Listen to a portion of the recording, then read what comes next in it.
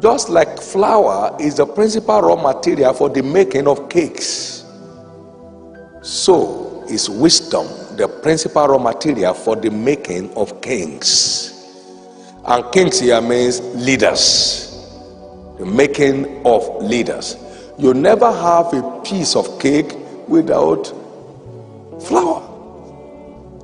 There is no way sugar and icing can make a cake.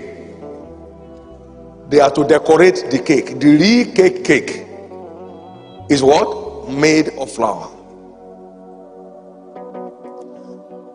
In the same vein, you never find any leader in any field who is not made up of wisdom stuff.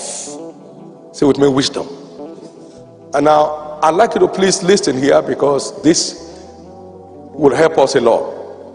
Wisdom stuff. Now, what is wisdom?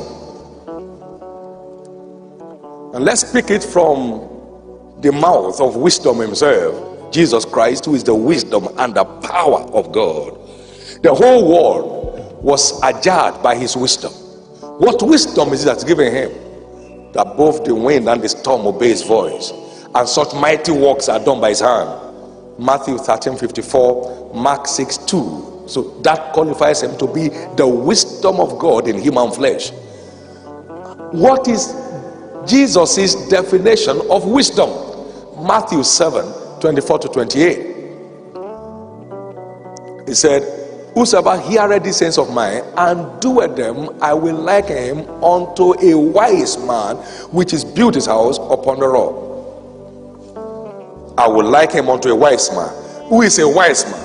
The one that hears and applies what he hears. Now, what therefore is wisdom? Wisdom is not just the ability to think. No. Otherwise, every thinker will be wise. But not all thinkers are wise. What therefore is wisdom? Wisdom is not the engagement of common sense. Wisdom is the engagement of acquired sense. Come and say acquired sense. Whosoever heareth these sayings of mine and doeth them, I will liken him unto a wise man who has built his house upon the rock. And then came the wind and the storm, and they beat vehemently against that house, and it could not fall because it was founded upon the rock. What therefore is wisdom? Wisdom can be defined therefore as the acquisition and intelligible application of knowledge. Wisdom is what? The acquisition and the intelligible application of knowledge. Wisdom is not the ability to think. Wisdom is the ability to acquire and intelligibly engage the acquired knowledge. So we ponder over the acquired knowledge to squeeze out what applies to what we are doing. That's wisdom. Wisdom is thinking through the knowledge acquired in order to discover how it applies to what you are doing. Ooh. I wish you know how costly wisdom is. Oh. Wisdom is the most costly virtue of all virtues in the kingdom. You want me to show you how costly it is? Let's read from Job 28. And then you see the rating of wisdom in terms of its cost. In terms of its cost.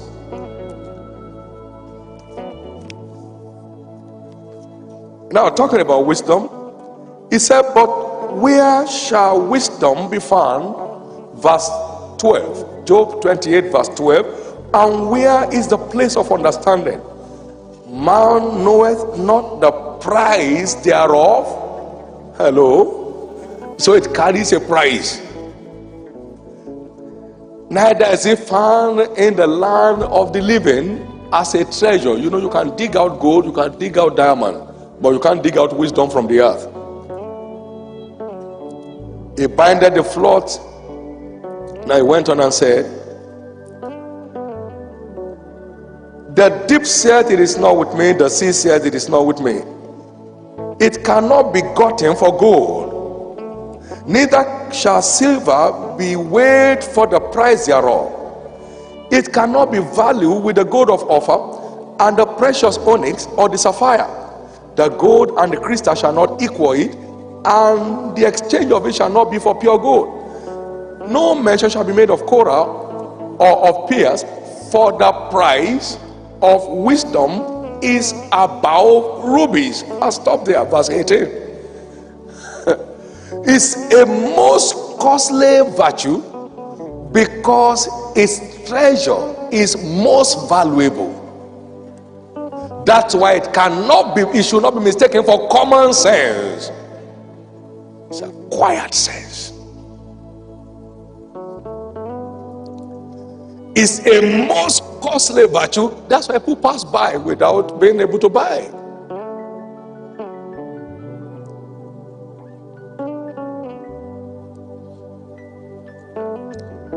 Now, maybe this example may help you. I had a call to ministry with a background in architecture. I would be stupid to go into ministry with an architecture mind. I'll be punctured. They are world apart. They don't have any bearing together. So if I'm called to ministry and I don't want to mess up, then I must go for what I consider will help me to measure up. So I selected 39 biographies of great ministries to study. How many? 39. It's no yoke. I mean, 39 selected biographies of great ministries that I could lay my hands on. I went into them like someone researching for a PhD program. By the time I stepped into full-time ministry, I was 39 years older than my peers, because I've borrowed 39 different senses from 39 great minds to see where they made mistakes so I will not repeat it, where they made great marks so I could follow their steps. And so that enhanced the quality of my decision-making processes all through the work. We've never borrowed in our ministry for anything.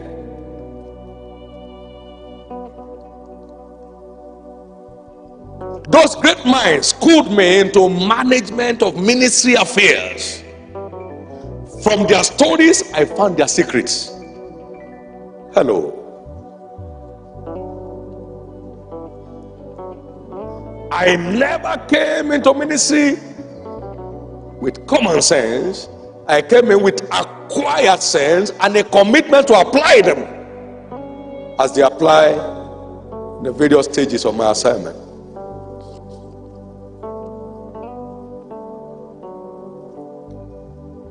So we don't talk of wisdom without talking of being studious.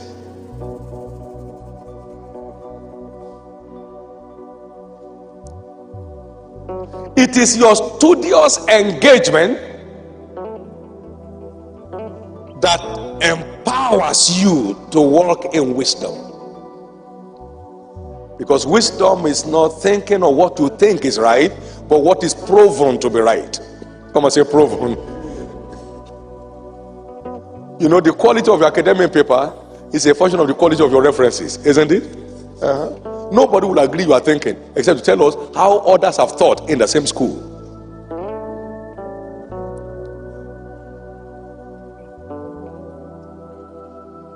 So the quality of your life is essentially a quality of your references. It's a function of the quality of your references. I've never sat with Billy Graham in my life. It will be my great privilege to have such opportunity, but I've never had it. But I know much more about this man than those who are working for him. At least I've read about 4 of his biographies. So I can tell his story, his wife's story, and everything what he saw in ministry, how he made up, how he came out of challenges, how he handled them.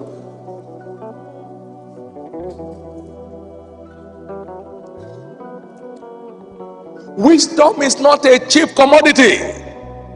Somebody hear what I'm talking about? Now, if ministry were only preaching, I'll be the most relaxed human being in the world. I'm relaxed, yes, but with plenty of responsibility.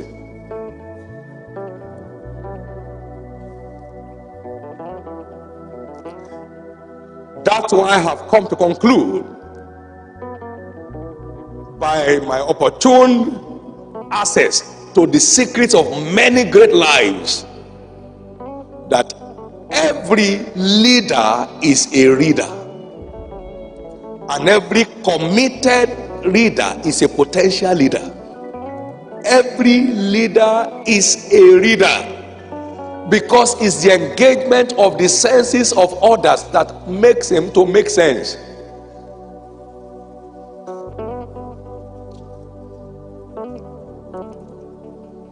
That's why I've also propounded that every leader is a learner, and every committed learner is a potential leader.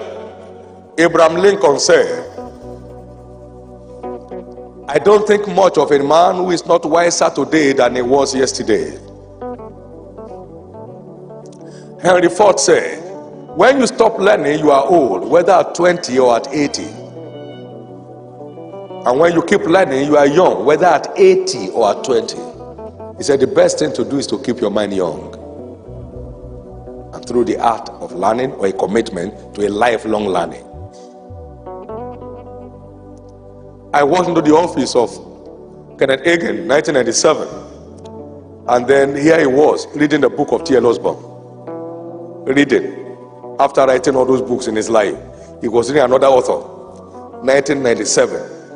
He wasn't reading to post to us, because he was clearly our source of blessings and resources. But that was the book he was reading, 1997. 1997.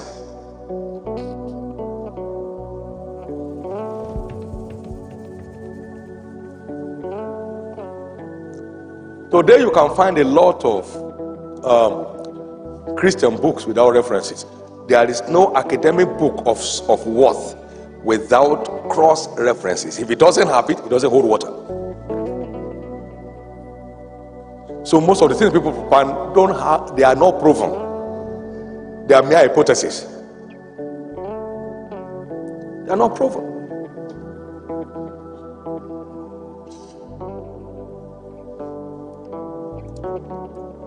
So it's a lot. Wisdom is not a cheap commodity. Always remind yourself of Job 28, 12 to 18. It's not a cheap commodity. It's the costliest treasure in all the world. Because it demands your time, it demands your energy, it demands your resources. I was away in America sometimes, and I bought books worth $9,600 at the time. And when I got home, my wife said, what did you bring? I said, come see. So I invited her to my library, and I opened the first box, books down. From the second one, books. I said, what else? I said, that's all else. And then I humorously said, you see, the content of these books can easily make me a manufacturer of the things I will have bought if I could understand them. Hello? That is sense of value. Your sense of value for knowledge is a great determinant of your leadership future. I'll never buy a piece of suit in my life, 9,000. What will I do with it? I mean, who is looking at me? I don't need that. But if I buy books of 20,000 pounds, I feel good. I've said across nations, and Pastor Alba was in 2 or 3 of those nations, that you are either building a library or you are building a mortuary without knowing. Come on now. You are either building a library or you are building a mortuary without knowing. There are many mortuary builders today. They do not. There are people who have graduated from college, have never read any single literature in their life since they left. They just go to work and come back from work and watch TV and go to work, come back from work, watch TV and go to work. Great leaders end up as peasant workers because they cannot pay the price of what makes a leader.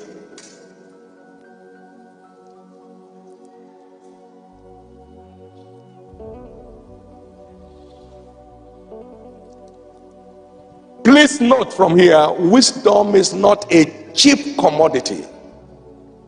It's the costliest commodity, but of greatest value. The costliest commodity and of greatest value.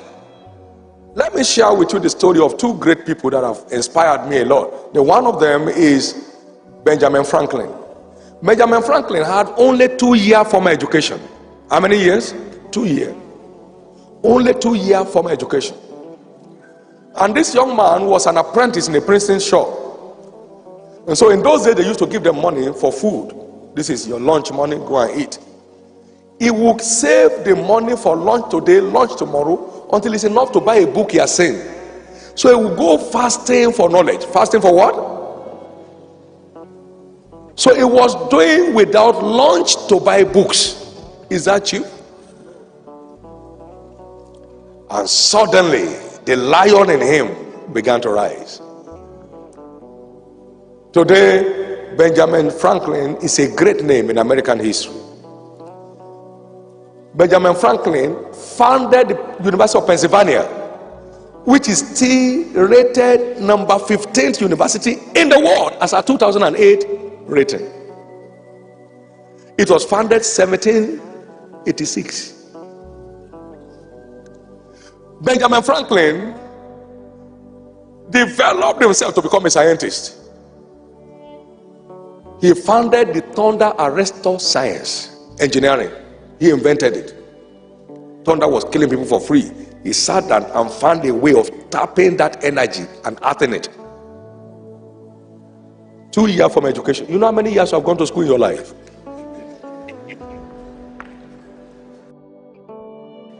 Now listen. Benjamin Franklin founded a daily newspaper, a tabloid. Benjamin Franklin became one of the foremost American diplomats. He single-handedly negotiated the French government support for the revolution. I hope I'm speaking well in London. That was what empowered the American forces to win. Today, there's a Benjamin Franklin Day in America. There are only 365 or 360 days in a year. They gave a day to one man who died about 300 years ago. That is the treasure of wisdom. It is not common sense, it's a costly sense. Come on, say costly.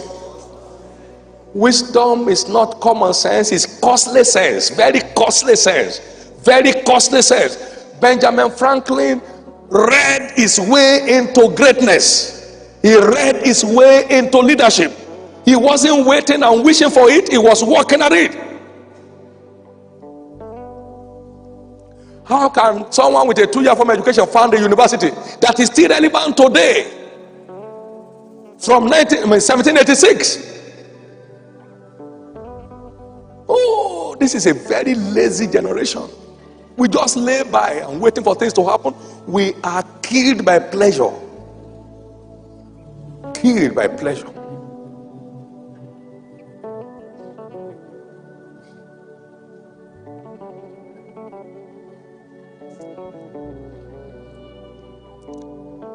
Think of Michael Faraday. How many have heard about Michael Faraday?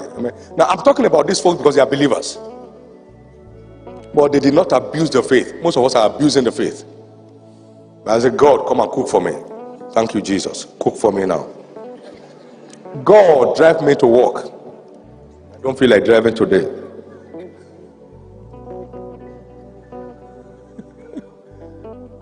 That's faith abuse. Michael Faraday was a lab. Now, let me tell you a story. He also had a 2-year formal education. I noted some of these things in my book, Winning Wisdom.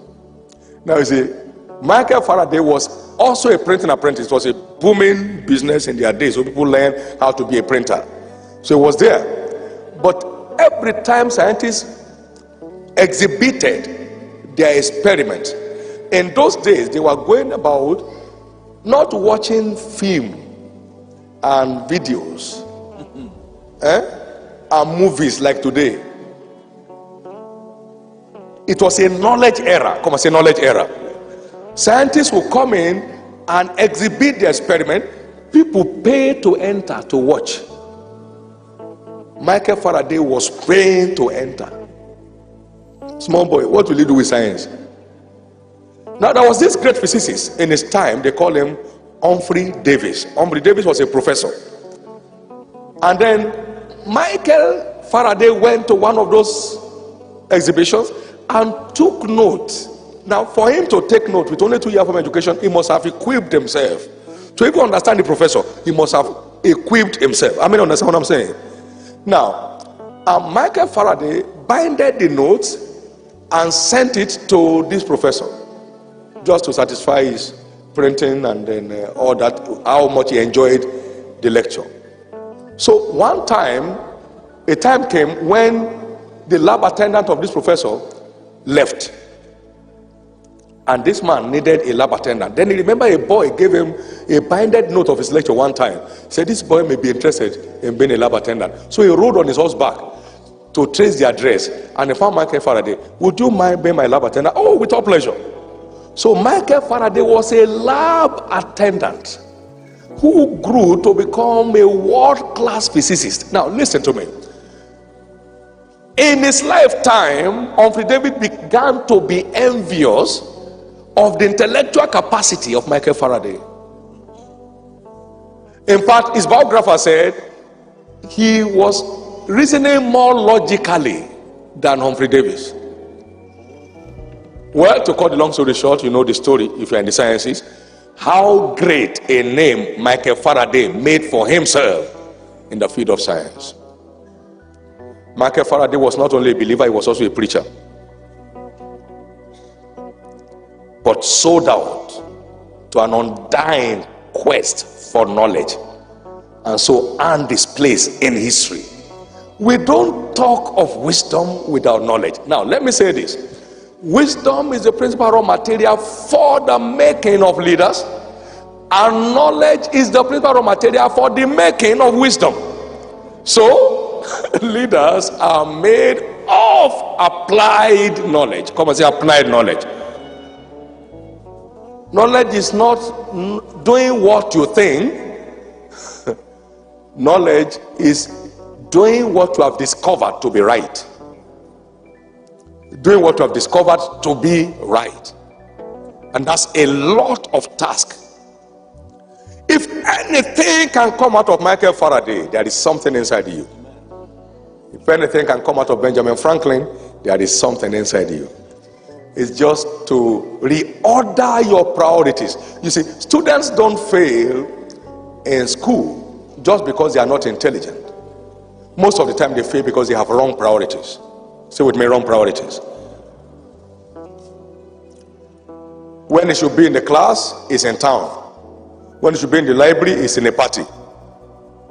So they dub him unintelligent.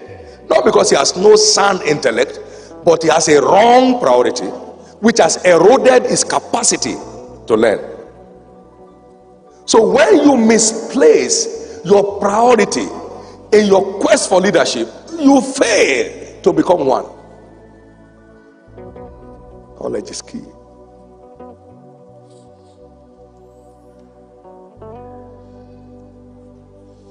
My library has remained my most valuable asset on this earth to me today.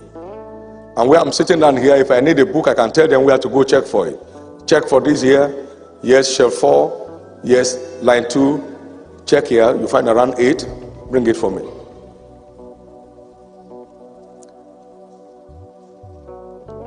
I have been building that since 1974. I was 20 years old when I started building my little.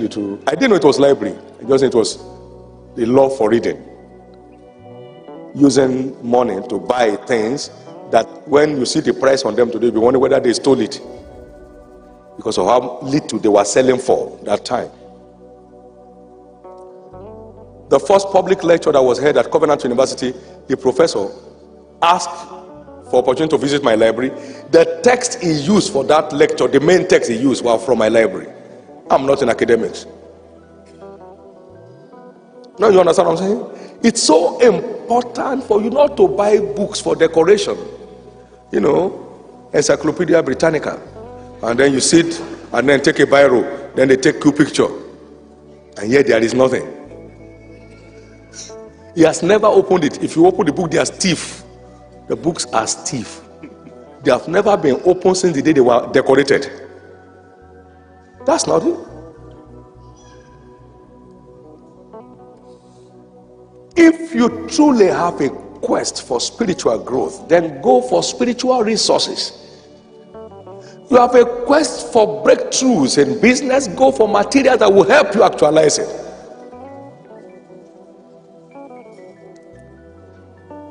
If you are not a committed reader, you never emerge a leader. You never emerge a leader.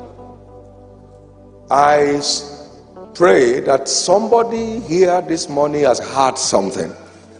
Oh yeah. Somebody here this morning has heard something. And all you need to do is to use it. I've told people time and again, I'm not surprised about where we are today. I would have been surprised if we are not there. Because the price, you can't be surprised if you go to a car garage to buy a car and you have the money. Can you be surprised that they sold to you? You can't be surprised. I cannot be surprised that we found ourselves where we are today. I would have been surprised if we are not there. Because I found what it would take you there, and I apply myself to those things, and so getting there must not be a surprise. Getting there must not be a surprise. Getting there must not be a surprise.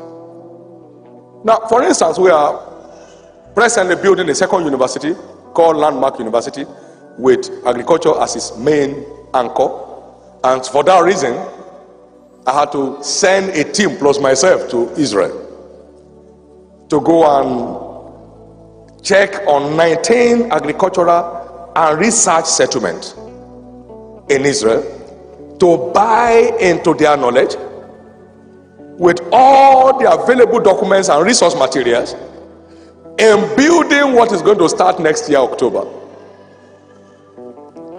And then negotiating for consultancy with some of those research centers so we can have input from somewhere in building what we are doing. Anything you do with only common sense will end you in a common place.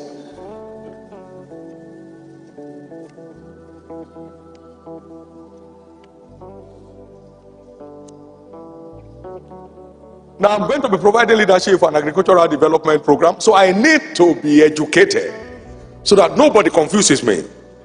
Right? So it's my job, therefore, to get some agricultural stuff from India, from here, from there, where they are making some present waves in it, and then try to find out what it is about. Say, but you're a pastor. Yes, but I have that assignment, and I have to provide leadership for you. Not by occupying a seat, but by having a sound understanding of how it works.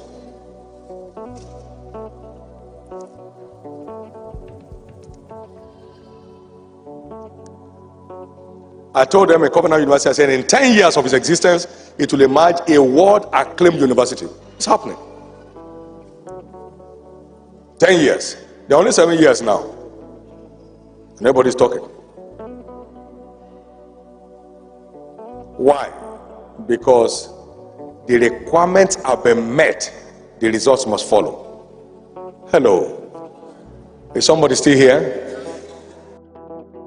So you don't empower people by money.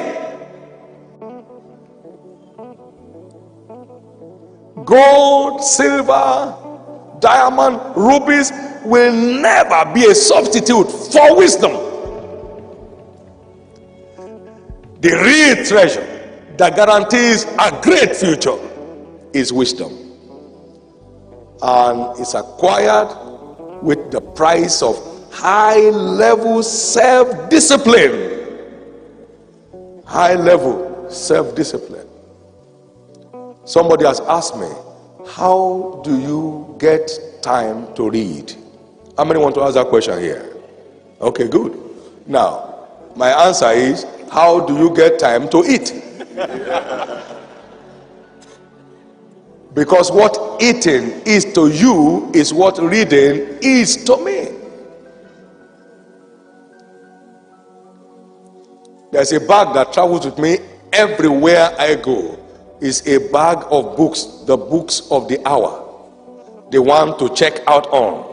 Why on this trip? I read daily and I write daily. And I'm not writing for purpose of publishing books. I'm writing to draw lessons from what I read.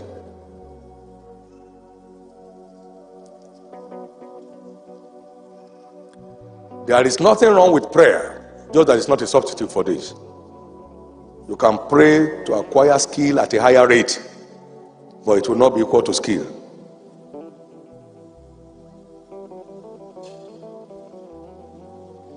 I'm happy that everybody is quiet, because these are very powerful vaccines. It's stronger than the one they use for swine flu.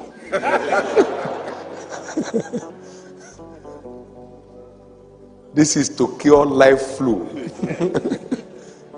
As you take it, you'll be happy. You know, everything that works by knowledge. Everything that works. Everything. You know why you have a lot of divorces? People are so ignorant about marriage. There are many married people here who have never read any book in their life on marriage. I've never read one. Neither have they sat in any marriage seminar in their life. So husband and wife, the next something, goodbye, I'm not doing again. They don't know nothing about it. Before we got married, I read 8 books of marriage. How many? Man, I was balanced. And we have been in it now for how many years? I don't have any experience of what you do when they fight. We don't fight. I was smarter than that before I was married. But people have never read anything. There are people who are going to have children. They have never read anything on pregnancy, on how to give birth. So the slightest sign, God,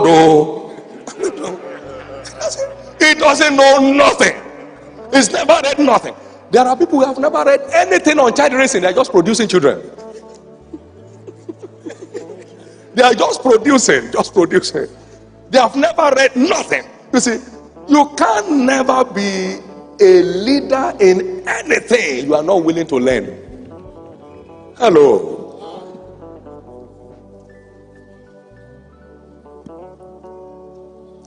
You cannot be a leader in anything you are not willing to learn.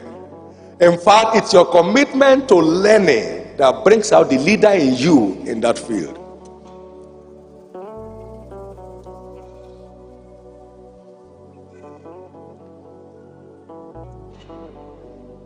In our church back home, we recommend books for you to read. You must read them. And then you do seminar before you are married. So we can be free from all the crises. So you can ask questions and they give you the answers and they tell you what to do. Well, just normal.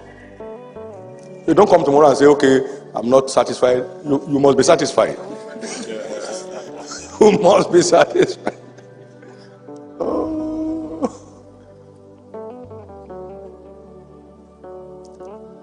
How many understand what leadership is now? Amen. And how many are willing to pay the price? Can you imagine if we can have in this place 1,000 leaders in their various fields? What that would mean to United Kingdom?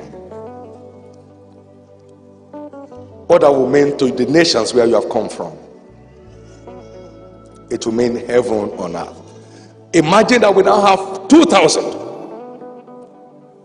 who are willing to buy this treasure and secure their future.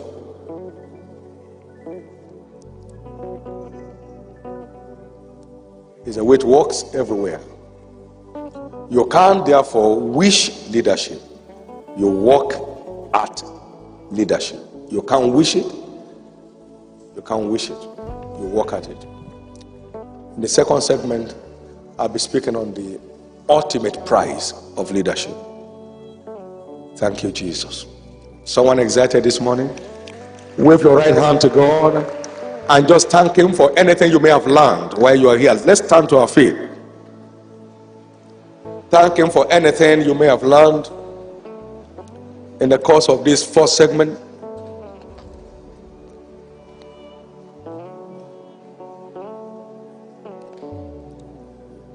And receive grace to appropriate this into your lives, in developing your business, developing yourself in your career, and in making the most of your most valuable destiny, your ministry, your organization, everything about you. Thank you, Lord. Lord, I pray that that man and that woman that will add color to the lives of many by virtue of his positive response to the demands of leadership will rise from this place this morning.